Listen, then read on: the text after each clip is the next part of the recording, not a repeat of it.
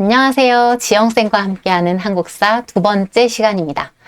오늘은 철기 문화를 바탕으로 성립한 여러 나라라는 주제로 공부를 해볼 거예요.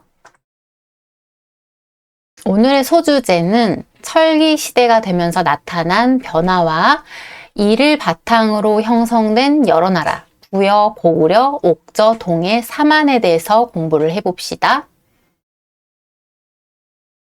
자, 일단 우리가 고조선이 있을 때도 이미 중간에 철기 문화가 확산됐다라고 앞전에 공부를 했었는데요. 자, 그러면 철기를 사용하게 되면서 어떤 변화가 나타나게 됐을까? 자, 우선 우리 위에 있는 유물들을 볼게요. 자, 일단 왼쪽에 있는 유물들은 어디에 사용한 것 같아요? 좀 낫이랑 비슷한 모양이 보이는 것으로 봐서 이것은 철제 농기구인 것 같고요. 자, 그 다음 오른쪽은 칼 모양이네요. 무기인 것 같죠? 자, 이렇게 청동기와는 다르게 철기는 훨씬 구하기도 쉽고 단단한 성질을 가지고 있기 때문에 농기구로 사용이 가능합니다. 그러면 돌을 사용하다가 철제 농기구를 사용하게 됐을 때 어떤 변화가 나타났을까? 그렇죠. 생산량이 늘어났겠죠. 그리고 철기 무기를 사용하면서 전쟁도 훨씬 신나게 할 수 있었겠죠. 이것을 우리 정복전쟁이라고 합니다. 그러면서 기존보다 훨씬 더 큰 집단이 생겨나게 됐고 이렇게 한반도에는 여러 나라가 생겨나게 됐는데요. 우리 이 여러 나라가 어떤 건지는 조금 뒤에서 살펴보게 되도록 하고요. 일단 철기 시대 유적지 몇 개를 살펴볼 건데 왼쪽은 우리 곡성에서 아주 가까운 지역 순천. 순천에서 발굴된 철기시대 집터 유적지고요. 이런 식으로 이게 뭘까?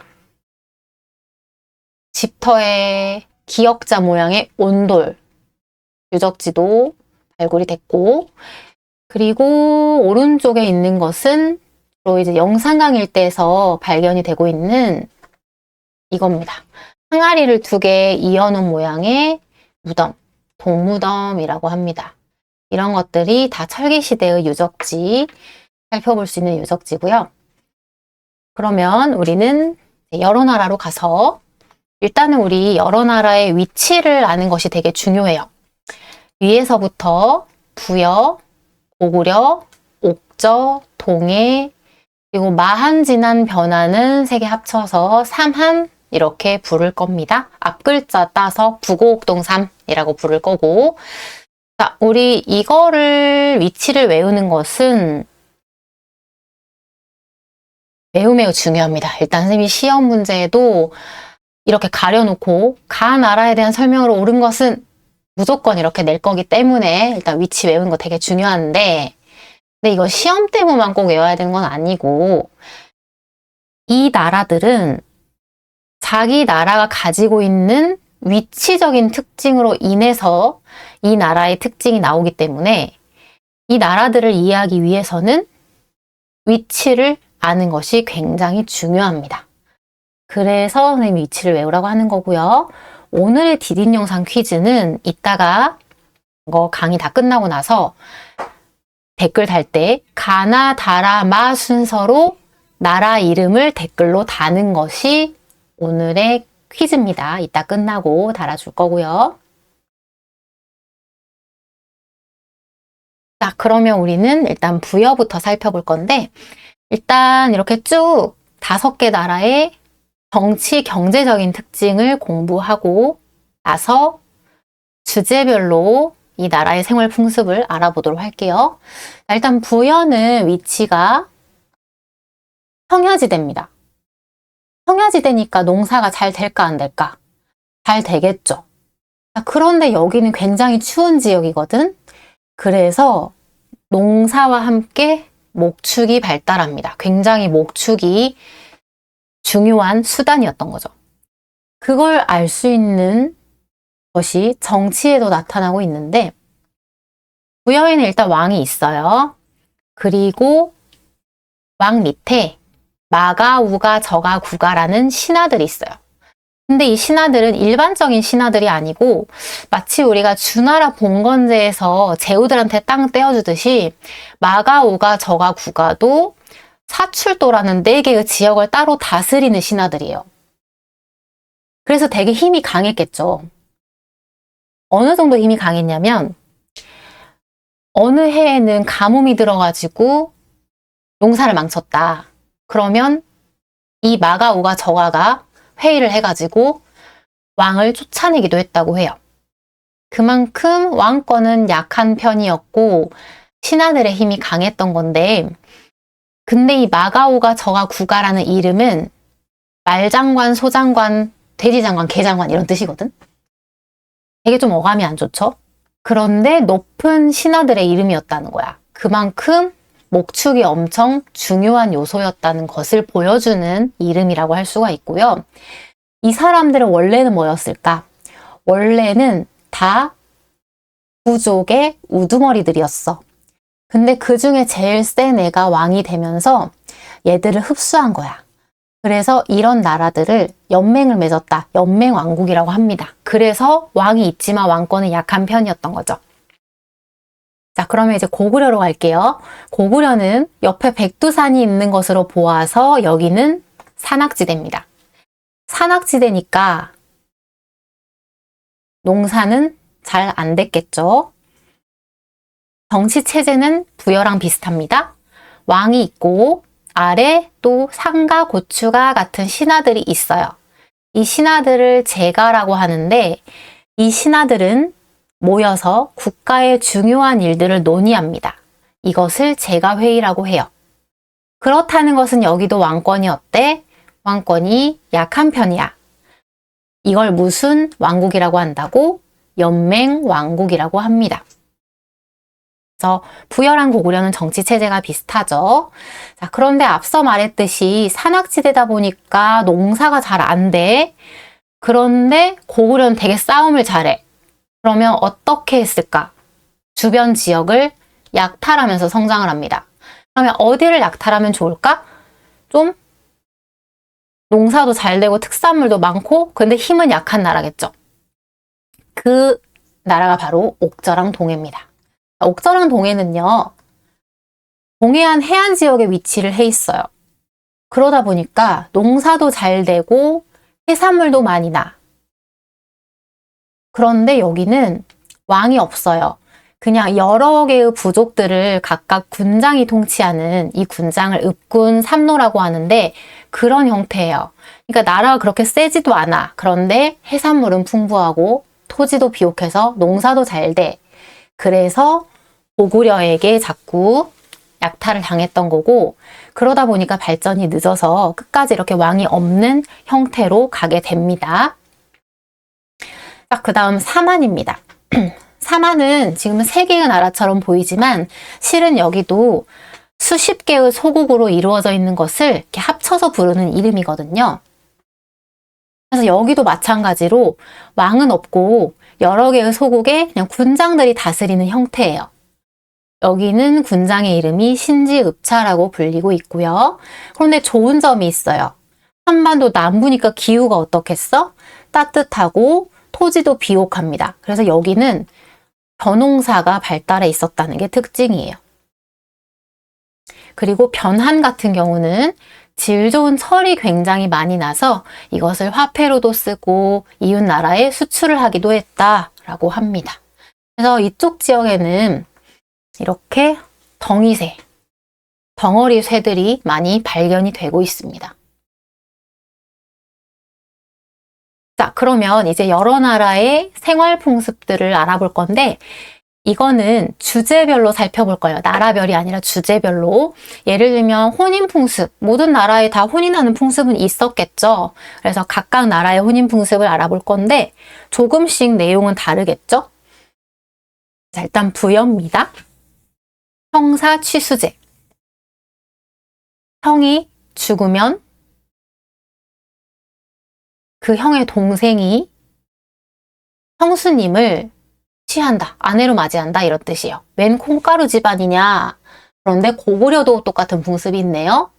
그리고 고구려에는 서옥제라는 풍습도 있었는데요. 서옥제란 부부가 결혼을 했다. 그런데 부인의 집에 와서 사는 거야. 뒤에 이렇게 서옥이라는 집을 지어놓고 부인 집에서 살면서 이렇게 일도 해주고 하다가 자식이 좀 크면 남편 집으로 가서 사는 겁니다. 일종의 이제 오늘로 치면은 대릴사위제 같은 거고요. 자, 그 다음 옥저에서는 민며느리제라고 해서 이건 반대예요. 10대의 나이에 결혼을 하기로 미리 약속을 해요. 그리고 미리 남편 집에 와서 신부 수업을 하는 거야. 그리고 이제 나중에 성인이 되면 정식으로 여자 쪽 집에다가 예물을 주고 정식으로 데리고 오는 겁니다. 자, 그 다음 동해에서는 조계혼이라는 제도가 있었는데 이거는 지금도 있어요.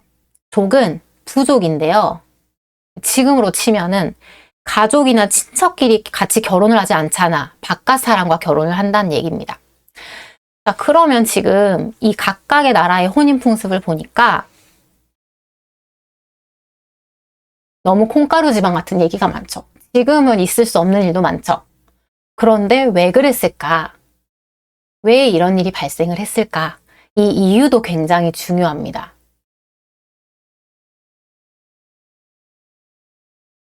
자, 지금 이렇게 결혼을 해서 딸을 데리고 온다는 것은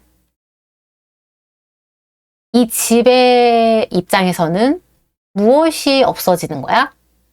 바로 노동력이에요. 당시 사회는 굉장히 노동력이 중요했기 때문에 노동력을 하나 데리고 간다는 것은 엄청 큰 거거든. 그래서 이렇게 와서 일을 해주는 거고 예물을 주면서 데리고 오는 거야. 형이 죽고 그 부인은 하나의 노동력이기 때문에 다시 우리 집으로 데리고 온다는 의미를 갖고 있는 거예요. 그래서 이런 풍습들이 나타났던 거고요. 자, 두 번째 장례 풍습으로 가겠습니다. 부여에서는 순장이라는 풍습이 있었대요. 이 순은 한자로 따라 죽을 순이란 뜻이에요.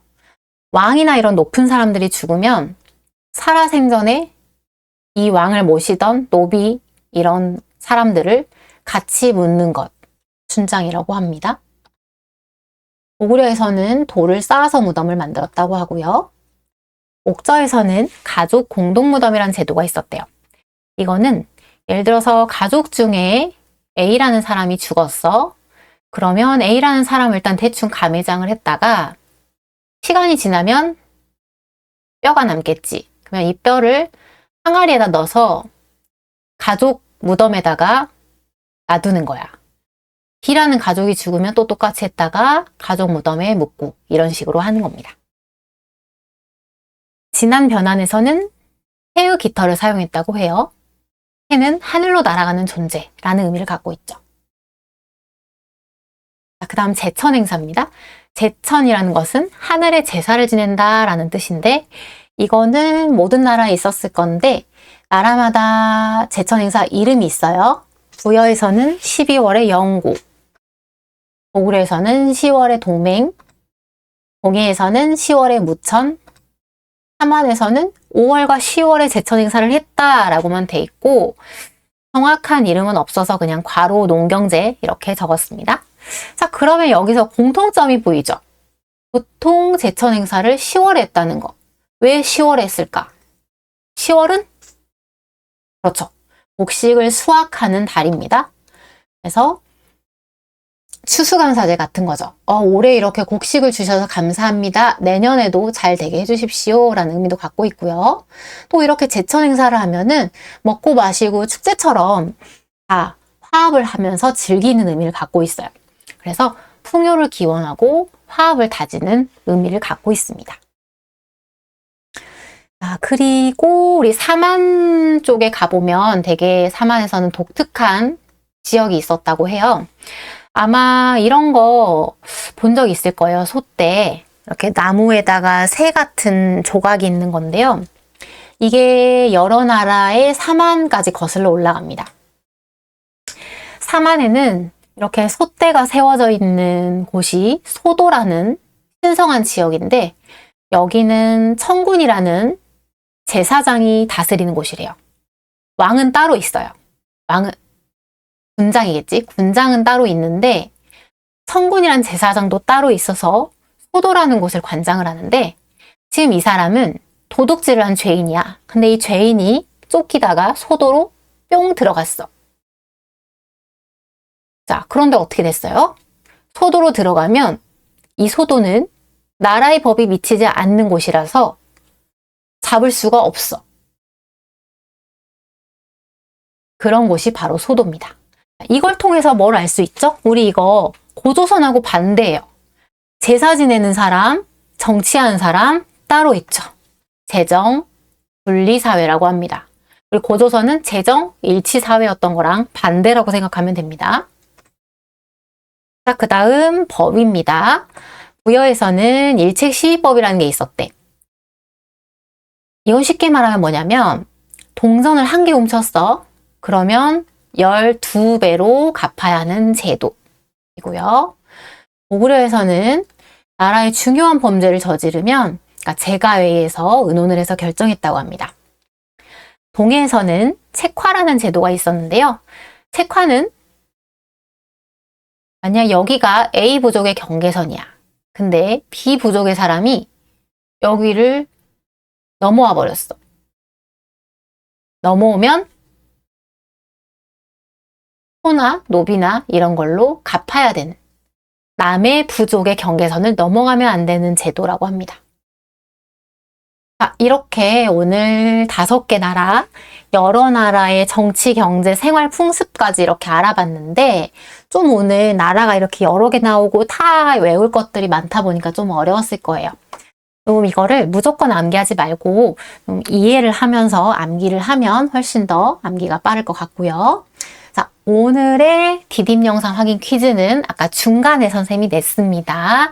그것을 댓글로 달아주면 되겠고요. 우리는 수업 시간에 만나도록 할게요.